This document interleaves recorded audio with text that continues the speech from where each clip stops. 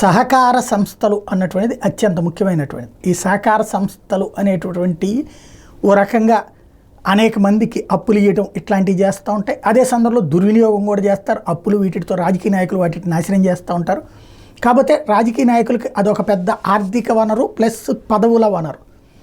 సహకార ఎన్నికలు అన్నటువంటిది ఇప్పుడు చంద్రబాబు గారు నిర్వహించబోతున్నారా? తాజాగా చూస్తే త్వరలో సహకార సంస్థలకు ప్రత్యేక అధికారులు నియమించేటటువంటి అవకాశం ఉంది. కొన్ని పాలక వర్గాలు రాజీనామా చేయలేదు. వాస్తవంగా 2050 PACSలు, 13 DCCBలు, 13 DCMSలు, ఆప్కా పాలక వర్గాలు రాజీనామాలు చేయాలని సహకారాది శాఖ అధికారులు మెమోలు జారీ చేశారు.